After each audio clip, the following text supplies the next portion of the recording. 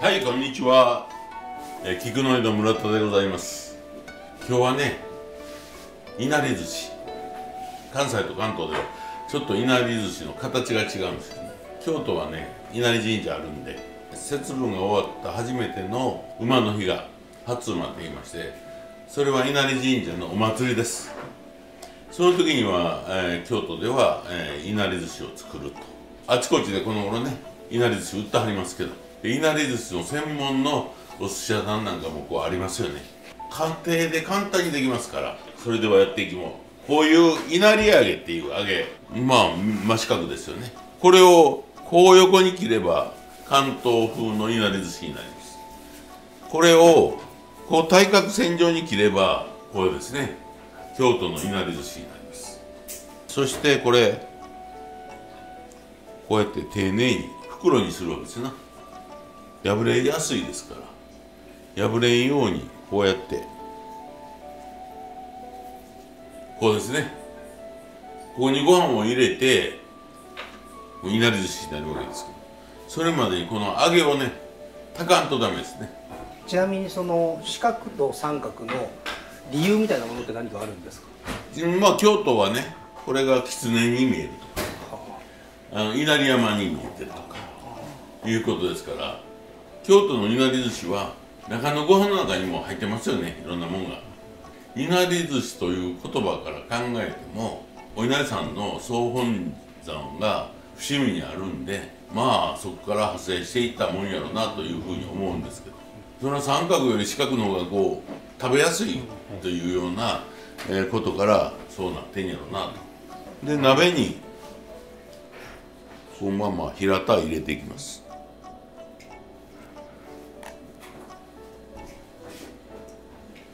いなり寿司の場合は、はい、油揚げは油抜きとかはした方がいいんですか？いや、もうね、何でもかんでももう油抜きしましょうっていうのはやめた方がいいですよ。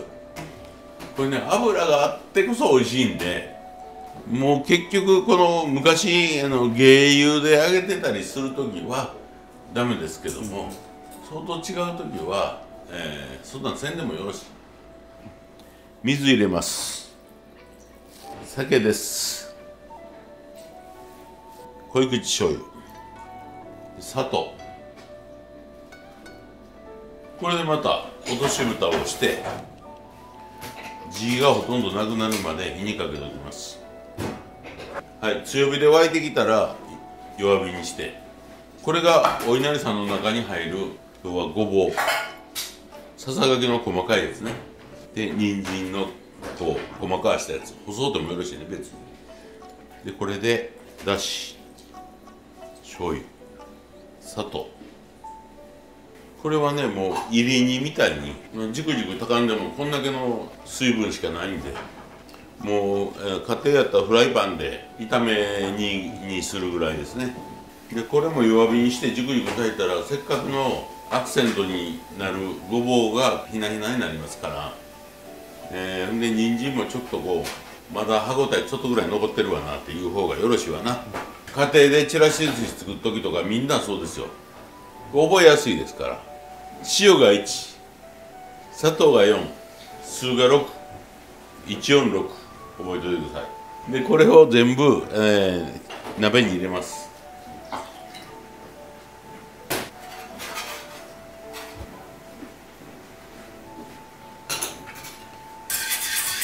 で砂糖がたくさん入ってますから溶けにくいですけども、多少これを、温めてもらってもいいですけども、沸かしたらあきまへんで酢の気みんな飛んでしまいますから。それから火にかけてって言わはりますけども、すし酢火にかけてってやらはりますけども、かけるのはなんでか言うたら溶けるようにです。溶けたらええんです。もうこうやってほとんど水気がなくなりましたね。寿司飯を作る時のご飯の水分量っていうのはどういうふうにしたらいいですか？ちょっと硬いめに炊くとかね、いろいろ言わはるけども、お好みですわね。いなり寿司の中のお米がパラパラやった方が美味しいですかって、なんかもっちりしてる方がええのちゃいますかとかいう感じですよね。僕らはもう、そのもち米入れてたりする時もありますからね。はい、これで炊き上がりです。これ酢飯に混ぜるんですから、ちょっと冷ましておく方がよろしいかな。だいたい1合です、これ。そこのおかげが混じるようなとこはやめてください。30cc の先ほどのすし酢を混ぜます。はい、切るように混ぜる。まあまあ粘りが出んようにね、こう混ぜるわけですけども。でそこへ先ほどの炊いた中具ですね。ちりめんじゃこ。これもね、柔らかいやつと硬いやつでも、あんまり硬いやつはちょっとふやかしてもらう方がよろしいな。で黒ごま、柚子とか木の芽とか入れるとね、一段と風味が良くなりますね。お飲みって言いますけど、朝飲みですね。これが必ず京都のいなり寿司には入ってます。東京でこれを入れていなり寿司売った時に異物が混入してるって言って怒られましたけども、鳥の餌と違うてこれで入れるんです、こうお飲みっていうのを。これがね、香ばしいってカリッとした時に香ばしくてね、美味しいんです。いなり寿司以外にも何か使われることってあるんですか？いなり寿司以外はないですね。はい、なんかゴリゴリ吸ったらどんな味になるんやろうなと思いますけどね。このいなり寿司に柚子入れたりっていうのは京都でも料理屋ぐらいしかしませんけども、香りとテクスチャーっていうのはすごく重要で、お飲みなんか特にコリってした感じでごまとかこうテクスチャーはありますよね。であとは香りですよね。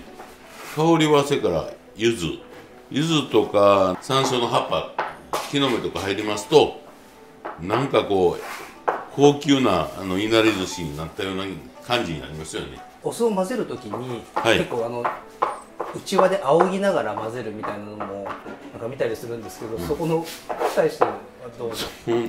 こんだけぐらいの酢飯やったらもう混ぜてるうちに冷めてますわな。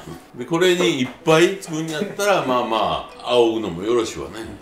だけど僕らあんまり仰ぐっていうよりも、濡れ布巾をかぶせて真ん中に寄せてしばらくそのまま置いとくっていう方が多いですよね。江戸前の方はこうやってバーって仰がはりますけども、あれ急速に冷まさないといけないとかっていうわけではないんですか？だから江戸前の酢飯の中、飯の中に入る塩分量と酢の量が半端じゃないですからね。周りを固めて中を、ふわっとさせたいんでしょうね。口の中入れたらふわっとほどけるような寿司飯を作りたい。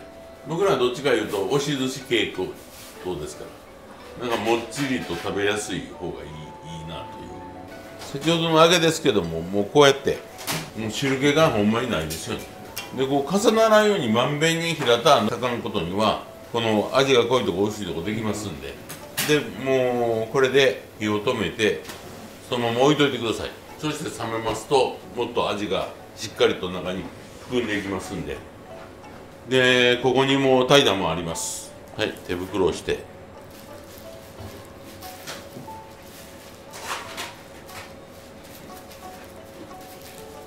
だいたいこれぐらいかなという。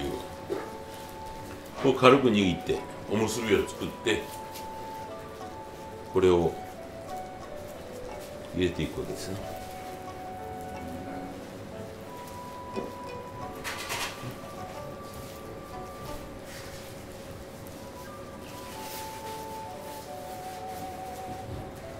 ご飯代わりにいなり寿司でっていう時はこれぐらい OK がよろしいかな。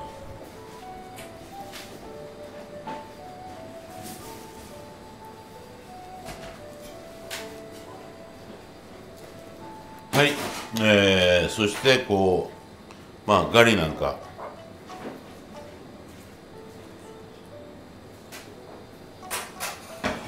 はい出来上がりです。